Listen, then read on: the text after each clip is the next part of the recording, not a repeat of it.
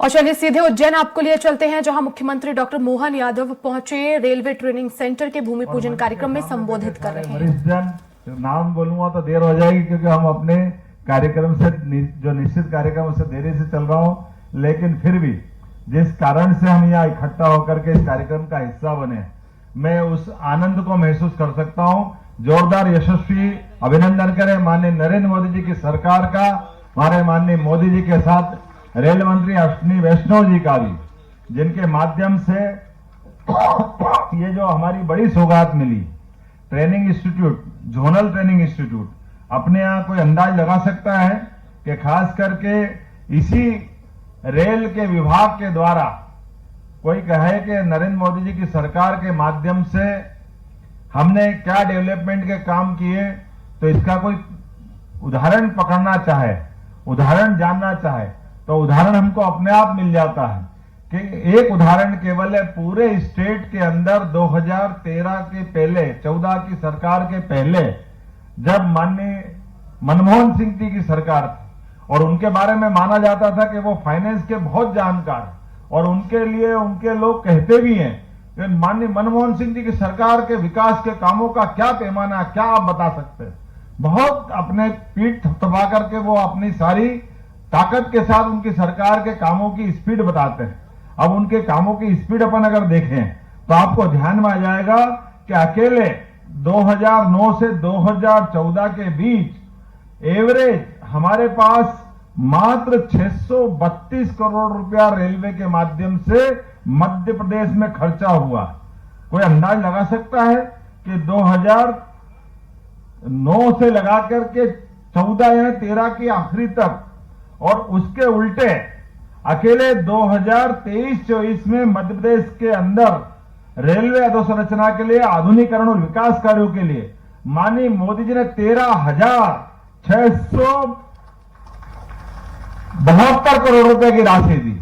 आप बताओ, 4 साल के अंदर 600 करोड़ रुपया, और अकेले एक साल में 13,600 करोड़ रुपया। ये है मोदी जी की सरकार, ये है हमारा रेल का नेटवर्क विकास करने का ये स्पीड, जिसके आधार पे हमारे अपने काम की पहचान बनती है। ये छोटे छोटे ट्रेनिंग इंस्टीट्यूट, अरे ये तो 77 में रेल लाइन उखड़ गई थी।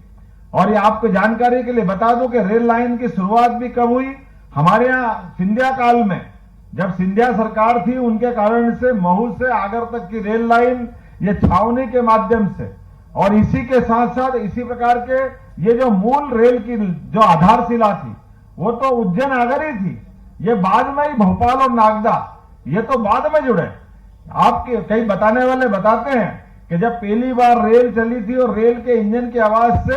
यहाँ उज्जैन के अपने घरों में बंधे हुए गाय भैंस सब रस्सी थोड़ा थोड़ा के भाग गए, इतनी आवाज सुनने की उनकी आदत नहीं थी, ऐसी जोर का आवाज रेल का इंजन ने करी थी। कोई कल्पना कर सकता था कि ऐसा होता होगा? और हमने वो दौर भी देखा है जहां से मैं समझता कुछ लोगों ने, बाकी लोग तो, कि जब हमारी ये मीटर गेज चलती थी यहाँ, नैरो गेज के आधार पर अपनी उसकी स्पीड और आने जाने के लिए, बाबा आप भी थे और जगदीश जी भाई साहब भी यहाँ बैठे, कई सारे लोगों ने देखा होगा कि वो रेल की चेन बंद करके रेल का गेट बंद करते थे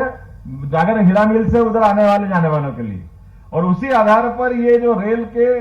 अगर यातायात में बाधा पड़े तो हमारा यातायात का जवान हाथ बता दे तो रेल भी खड़ी कर देते थे कि चलो छोड़ो, अभी इनको निकल जाने दो, बाकी फिर देखेंगे। लेकिन ये दौर कैसा आया, खसकते खसकते समय कैसा बदला। आज वो समय बदला है कि मैं अभी अश्विनी वैष्णव जी से कह रहा था कि आप अपने उज्जैन इंदौर के बीच मेट्रो ले आए,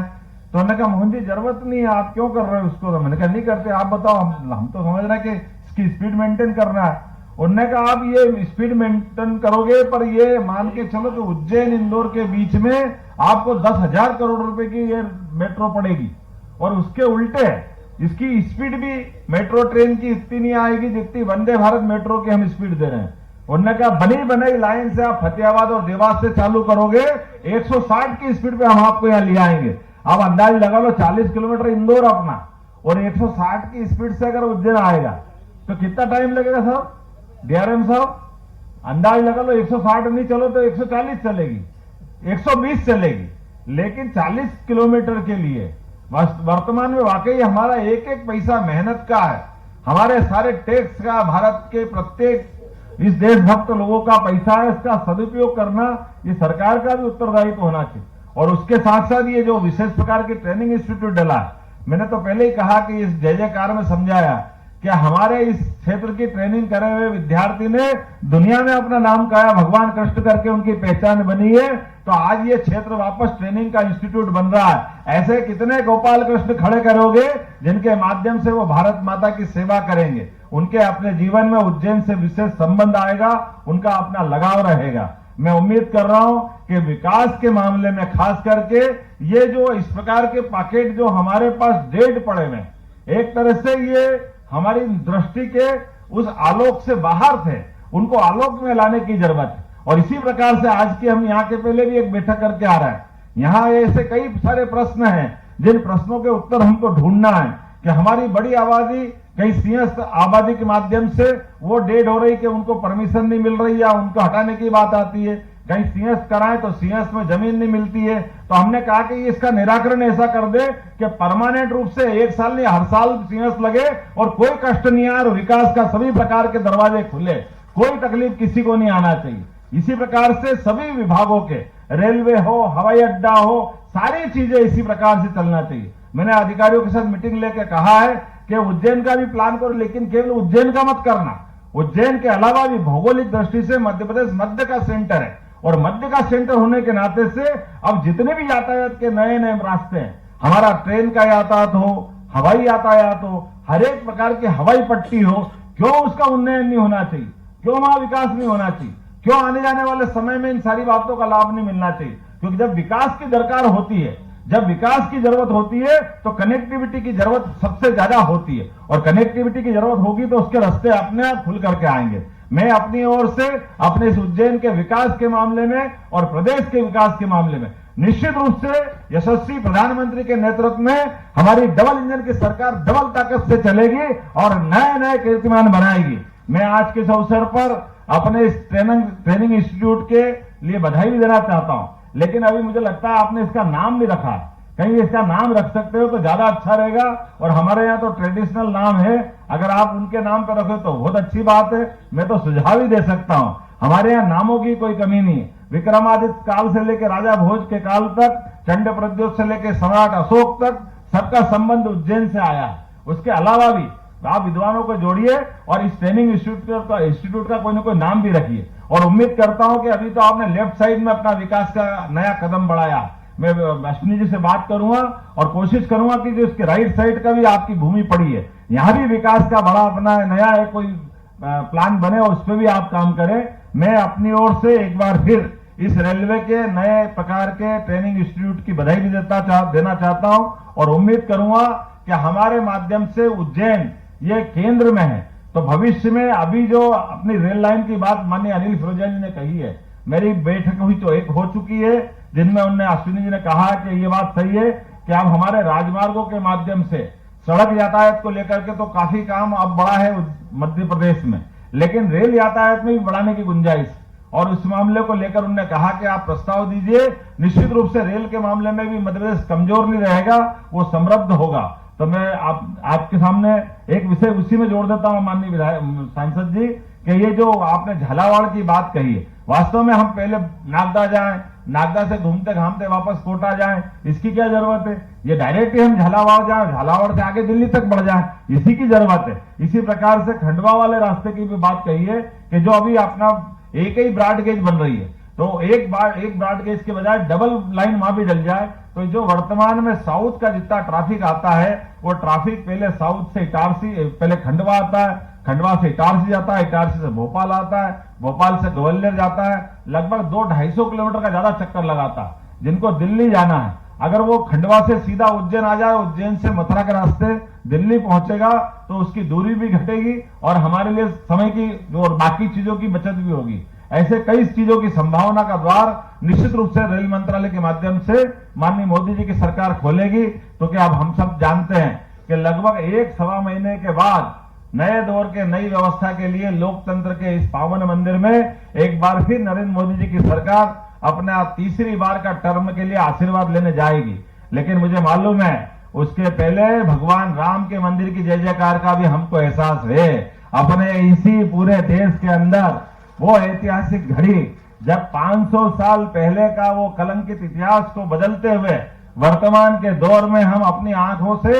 ये अपने चक्षुओं से वो क्षण को निहारेंगे, वो एहसास हमको होगा कि गर्भगृह में राम लला खुद विराजमान होंगे और राम लला के विराजमान होने वाली घटना को यहाँ के करोड़ करोड़ लोग, अरे कैसा आश्चर्य है,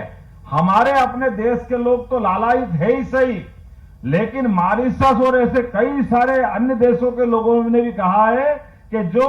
इस दृश्य को निहारने चाहते सनातन धर्मावलंबी, उनको वो छुट्टी दे रहे हैं। और तो और बगल के आसपास के कई दुश्मन देश भी हमारी तरफ इस तरह से आशा के साथ देख रहे हैं कि आपके इतने बड़े आराध्य के लिए एक बड़ी घटना होने वाली है, और वो सब सम्मान से देख रहे हैं। लेकिन तथाकथित अभी कुछ लोगों को अभी भी समझ में नहीं आया कि भगवान राम के मामले में फिर वो अपमानजनक स्थिति क्यों कर रहे हैं। मैं समझ सकता हूं कि विपक्षी लोगों कम से कम जब चुनाव आए तब आप जो करना हो कर लेना, लेकिन आज तो ये भाव मत लाओ कि आप भगवान राम के उस ऐतिहासिक क्षण को निहारने से आप वंचित हो जाओ, आप बड़े समाज को लज्जित करने के भाव ला रहे हो। यह बहुत दुर्भाग्य की बात होगी। मुझे निश्चित रूप से भरोसा है कि जिन जिन लोगों ने इस आमंत्रण को ठुकराया होगा वो पुनर्विचार करेंगे और हमारी सारी भौतिक भावनाओं का सम्मान करेंगे। नहीं तो ये जो आंधी उठेगी, इस आंधी में ऐसे निर्णय वालों आते पते नहीं लगेंगे। मैं गारंटी के साथ कह सकता हूं, वो कहां जाएंगे, वो किस रूप में जाएंगे,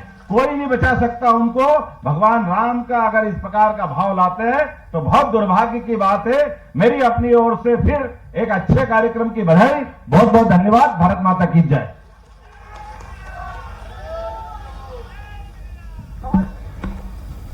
बहुत बहुत धन्यवाद सर, आपकी शुभकामना और आशीर्वचन के लिए।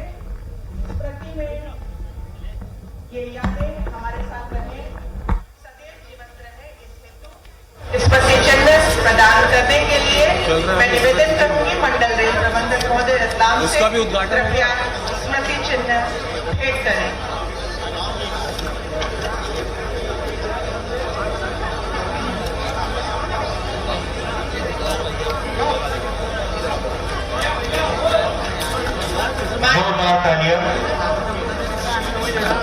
माननीय मुख्यमंत्री जी को स्मृति चिन्ह भेंट करते हुए आदरणीय मंडल रेल प्रबंधक महोदय श्री अनिल फिरोजिया जी को स्मृति चिन्ह मंडल रेल प्रबंधक महोदय के द्वारा